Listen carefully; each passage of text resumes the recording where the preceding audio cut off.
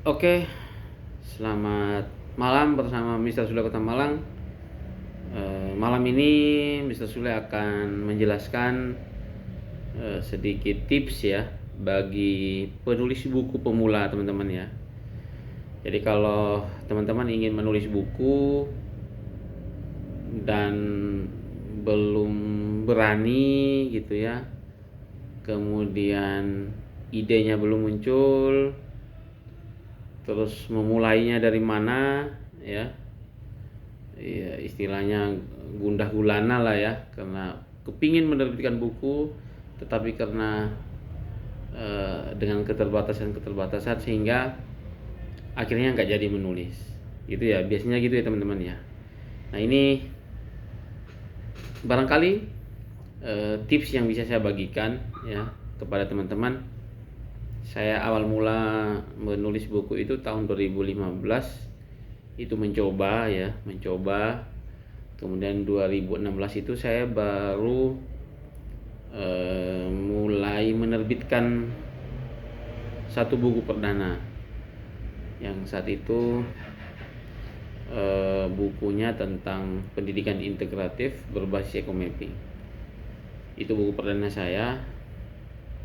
Kemudian ketika kita sudah menerbitkan satu buah buku gitu ya, ternyata keinginan itu mulai terus bertambah untuk kita bisa menulis buku yang lainnya. Nah teman-teman ya, mungkin tips yang bisa saya bagikan, pertama, teman-teman harus punya tema yang relevan dengan kegiatan teman-teman ya. Kalau saya sering menyebutnya best practice atau praktik baik. Nah, praktik baik itu tema yang sudah kita lakukan atau kegiatan-kegiatan yang sudah kita lakukan setiap hari. Misalnya seorang guru itu tiap harinya mengajar tentang mata pelajaran yang diampu gitu ya. Kemudian proyek-proyek yang diberikan ke siswa atau pengalaman-pengalaman lainnya yang relevan dengan apa yang dia lakukan keseharian. Itu yang best practice ya. Ada yang mungkin lebih gampang lagi adalah karya tulis atau karya ilmiah atau skripsi teman-teman ya. Skripsi kalau bagi yang kuliah ya. Kalau yang belum kuliah bisa menggunakan yang best practice. Tapi kalau yang kuliah boleh menerbitkan skripsinya atau tesisnya atau disertasinya. Jadi bisa dikonversi menjadi buku ya. Nah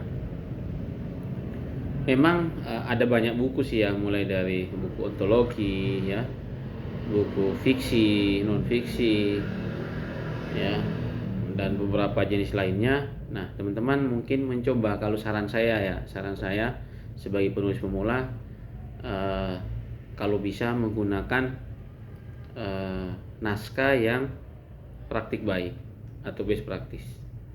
Itu akan memudah untuk teman-teman menulis sebuah buku atau sebuah gagasan. Nah, kenapa praktik baik teman-teman? Karena aktivitas yang telah dilakukan atau yang sudah dilakukan oleh teman-teman. Ya, tinggal nanti skema bukunya adalah teman-teman menempatkan mana yang jadi bab pertama, kegiatan mana yang bisa dimasukkan di bab kedua, kegiatan mana yang bisa dimasukkan di bab 3 dan seterusnya. Sehingga ketika pembacanya ingin membaca karya kalian atau naskah kalian, supaya bisa terpesona dengan karya yang teman-teman terbitkan. Itu tips yang pertama. Tips yang kedua, teman-teman perlu banyak membaca buku-buku referensi ya, buku fiksi atau buku non fiksi. Harus banyak membaca ya, karena kalau kita banyak membaca, kita bisa menentukan skema buku yang kita buat, seperti itu ya.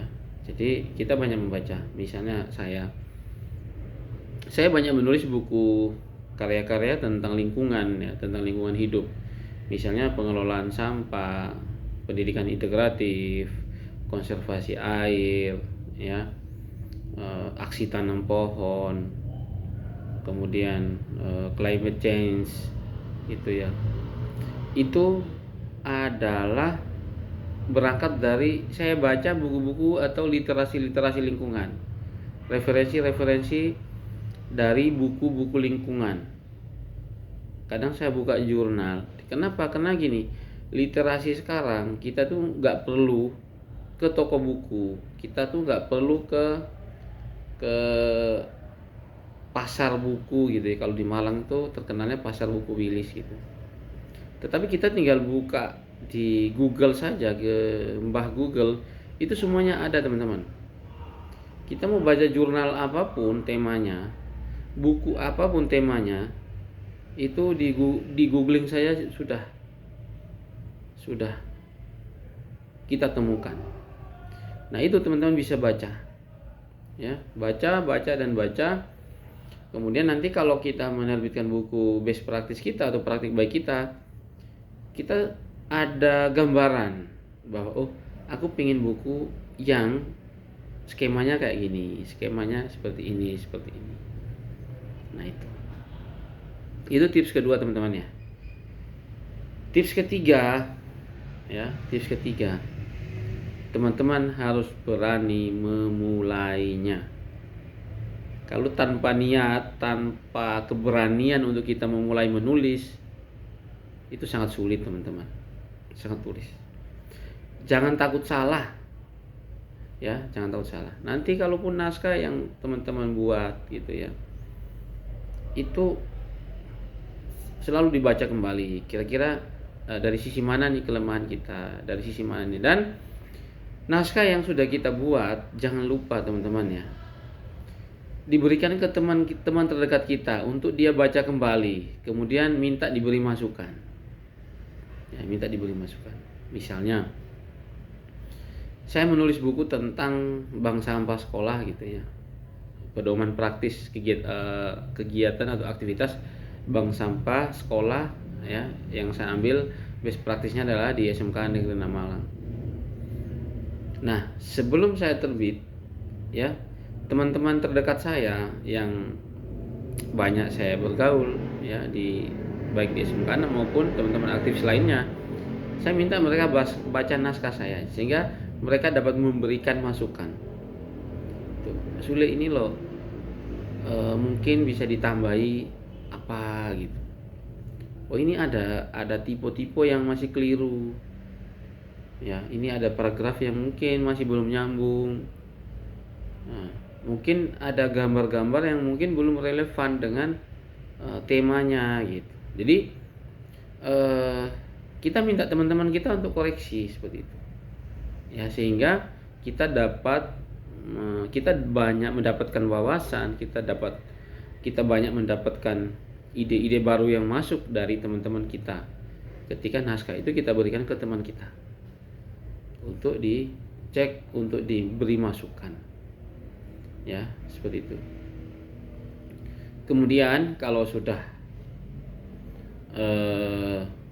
punya naskah yang sekiranya sudah layak kita terbitkan, nah, itu boleh. Mau menerbitkan dimanapun boleh. Ya, itu. Kalau saya hampir berapa tahun ya, sejak 2016 sampai hari ini 2025 ini, saya banyak menerbitkan buku di Pustaka Saga ya, teman saya di Surabaya. Kemudian akhirnya saya juga bisa memiliki CV ya, namanya CV Lamadika Lestari, yang juga salah satu fokusnya adalah di penerbitan buku seperti itu, dan berizin dari Kemenkumham dan ada NIB-nya, dan kami sudah mulai banyak menerbitkan buku-buku fiksi maupun non fiksi ya.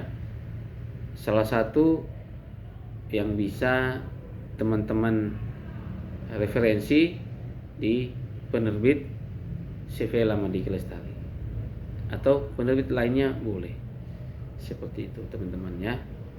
Nah, tentu ya, tips-tips tadi adalah pengalaman saya sebagai seorang penulis pemula waktu itu ya.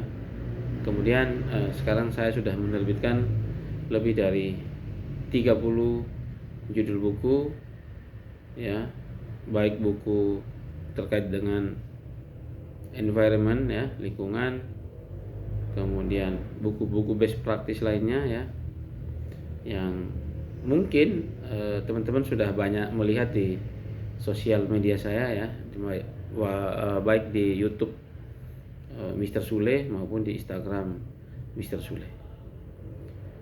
Oke, terima kasih, itu tips yang bisa saya berikan.